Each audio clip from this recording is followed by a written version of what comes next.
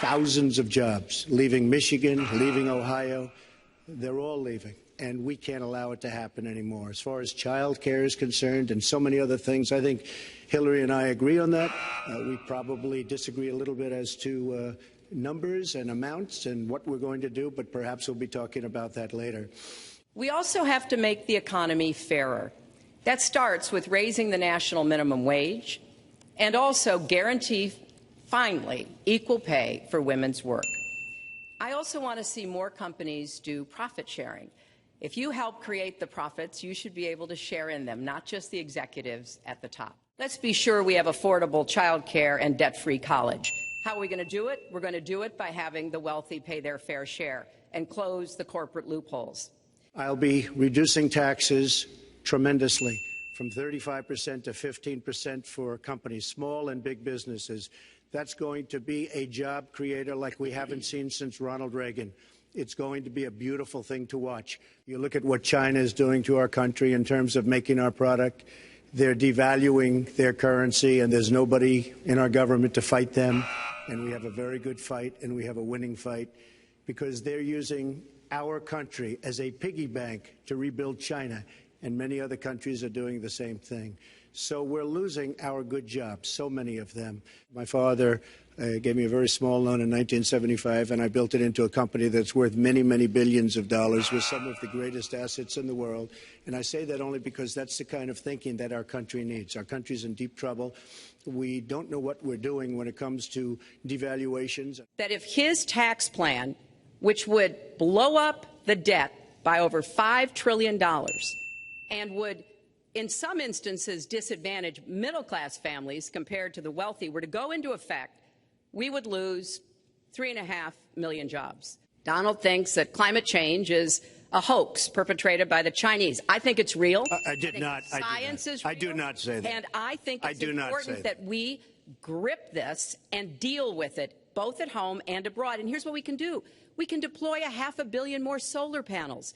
I think my husband did a pretty good job in the 1990s. I think a lot about what worked and how we can make it work again. Well, he approved 3 million NAFTA. new jobs, he approved a balanced NAFTA, budget, which is the single worst trade deal ever approved in this country. Incomes went up for everybody. Manufacturing jobs went up also in the 1990s, if we're actually going to look at the facts.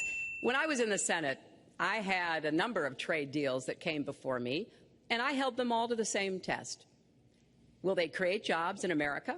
Will they raise incomes in America? And are they good for our national security? NAFTA is the worst trade deal maybe ever signed anywhere, but certainly ever signed in this country. And now you want to approve Trans-Pacific Partnership. You were totally in favor of it. Then you heard what I was saying, how bad it is, and you said, I can't win that debate. But you know that if you did win, you would approve that, and that will be almost as bad as NAFTA. Nothing will ever top NAFTA. That is just not accurate. You called it the gold standard.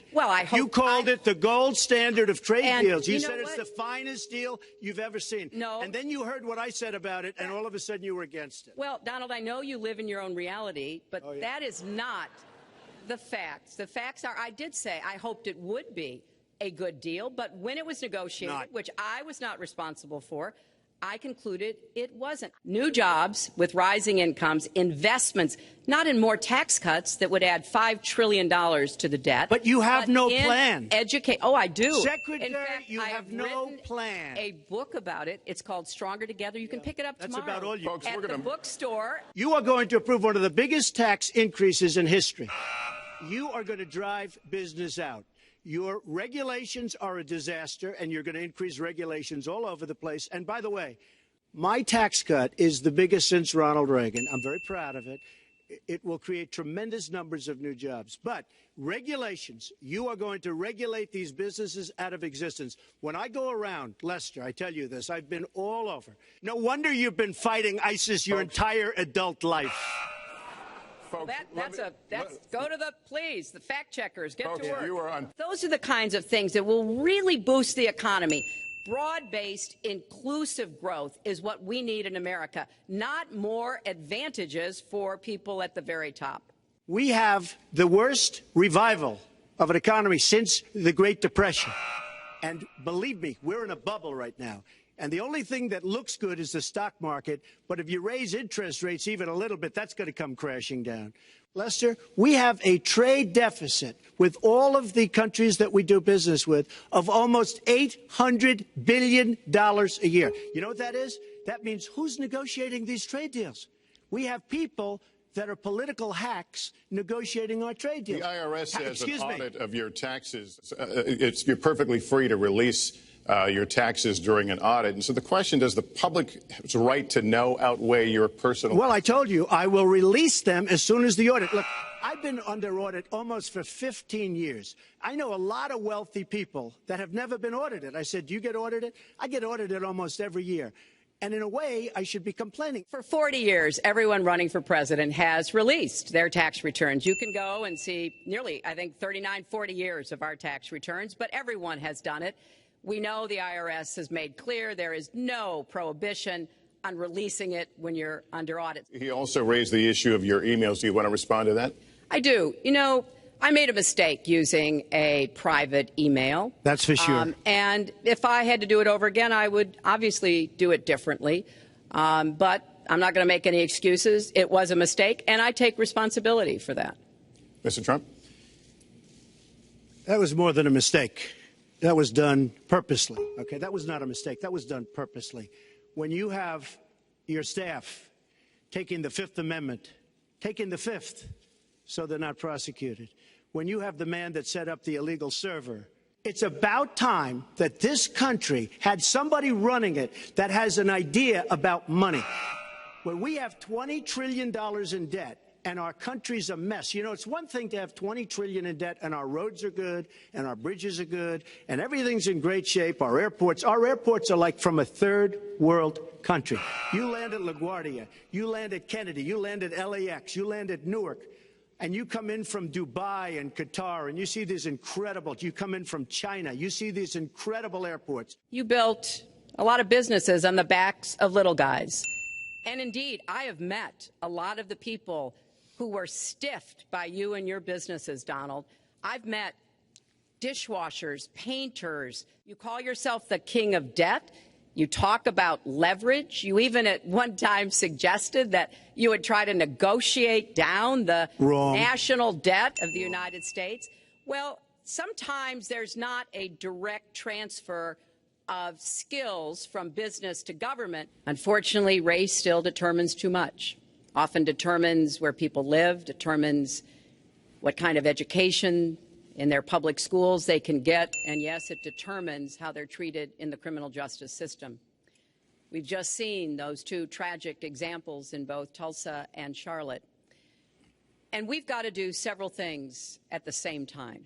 And we have to stop the violence. We have to bring back law and order in a place like Chicago where thousands of people have been killed, thousands over the last number of years. In fact, almost 4,000 have been killed since Barack Obama became president. Stop and frisk was ruled unconstitutional in New York because it largely singled out black and Hispanic young men. No, you're wrong. It went before a judge who was a very against police judge. Under the current mayor, crime has continued to drop, including murders. So there you're is. Wrong. You're wrong. No, I'm not. Murders are up. All right, you check. New York has done an excellent job, and I give credit. I give credit across the board, going back to mayors, to police chiefs, because it has worked. You acknowledge what most Americans have accepted for years. The president was born in the United States. Can you tell us what took you so long? I'll tell you just very simple to say. Sidney Blumenthal works for the campaign and very close friend of Secretary Clinton. And her campaign manager, Patty Doyle, went to, during the campaign, her campaign against President Obama, fought very hard, and you can go look it up and you can check it out. I was just endorsed by ICE. They've never endorsed anybody before on immigration. I was just endorsed by ICE. I was just recently endorsed 16,500 Border Patrol agents. President Obama and Secretary Clinton created a vacuum the way they got out of Iraq, because they got out, they shouldn't have been in, but once they got in, the way they got out was a disaster, and ISIS was formed. So she talks about taking them out. She's been doing it a long time. She's been trying to take them out for a long time. But they wouldn't have even been formed if they left some troops behind. Had we taken the oil, and we should have taken the oil, ISIS would not have been able to form either, because the oil was their primary source of income. And now they have the oil all over the place, including the oil, a lot of the oil in Libya, which was another one of her disasters. Secretary Clinton. Donald supported the invasion of Iraq. Wrong. That is absolutely Wrong. proved over and over again. Wrong. He actually advocated for the actions we took in Libya and urged that Gaddafi be taken out after actually doing some business with him one time. But the larger point, he says this constantly, is George W. Bush made the agreement about when American troops would leave Iraq. But you look at the Middle East. You started the Iran deal. That's another beauty, where you have a country that was ready to fall. I mean, they were doing so badly. They were choking on the sanctions, and now they're going to be actually probably a major power at some point pretty soon, the way they're going. But when you look at NATO, I was asked on a major show, what do you think of NATO? And you have to understand, I'm a business person. I did really well, but I have common sense. And I said, well, I'll tell you, I haven't given lots of thought to NATO. The 28 countries of NATO, many of them aren't paying their fair share. Number two, and that bothers me because we should be, yes, we're defending them, and they should at least be paying us what they're supposed to be paying by treaty and contract. And number two, I said, and very strongly, NATO could be obsolete because, and I was very strong on this, and it was actually covered very accurately in the New York Times, which is unusual for the New York Times, to be honest. My question was, why is your judgment any different than Mrs. Clinton? Well, I have much better judgment than she does. There's no question about that. I also have a much better temperament than she has. You know, I have a much better. I think my strongest asset, maybe by far, is my temperament. I have a winning temperament. I know how to win. She does not know how to win. Wait, the AFL-CIO the other day, behind the blue screen. Secretary Clinton. Woo, okay. Let's talk about two important issues that were briefly mentioned by Donald. First, NATO. You know, NATO as a military alliance has something called Article 5, and basically it says this: an attack on one is an attack on all. And do you know the only time it's ever been invoked? After 9/11, when the 28 nations of NATO said that they would go to Afghanistan with us. With respect to Iran, when I became Secretary of State, Iran was weeks away from having enough nuclear material to form a bomb. They had mastered the nuclear fuel cycle under the Bush administration. They had built covert facilities. They had stocked them with centrifuges that were whirling away. And we had sanctioned them. I voted for every sanction against Iran when I was in the Senate, but it wasn't enough. So I spent a year and a half putting together a coalition that included Russia and China to impose the toughest sanctions on Iran. And we did drive them to the negotiating table. And my successor, John Kerry, and President Obama got a deal that put a lid on Iran's nuclear program without firing a single shot. That's diplomacy. That's coalition building. That's working with other nations. The other day, I saw Donald saying that there were some Iranian sailors on a ship in the waters off of Iran, and they were taunting American sailors who were on a nearby ship. He said, you know, if they taunted our sailors, I'd blow them out of the water and start another war. That's not good judgment. That is not the right temperament to be commander-in-chief, to be taunted. And the worst part of what we've heard Donald say has been about nuclear weapons. He has said repeatedly that he didn't care if other nations got nuclear weapons, Japan, South Korea, even Saudi Arabia.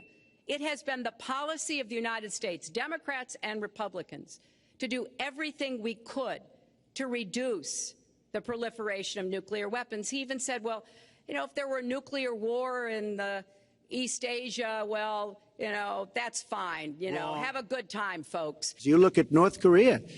We're doing nothing there. China should solve that problem for us. China should go into North Korea, China is totally powerful as it relates to North Korea. And by the way, another one powerful is the worst deal I think I've ever seen negotiated that you started is the Iran deal. Iran is one of their biggest trading partners. Iran has power over North Korea. I want to reassure our allies in Japan and South Korea and elsewhere that we have mutual defense treaties and we will honor them. It is essential that America's word be good. And so I know that this campaign has caused some questioning and some worries on the part of many leaders across the globe. I've talked with a number of them.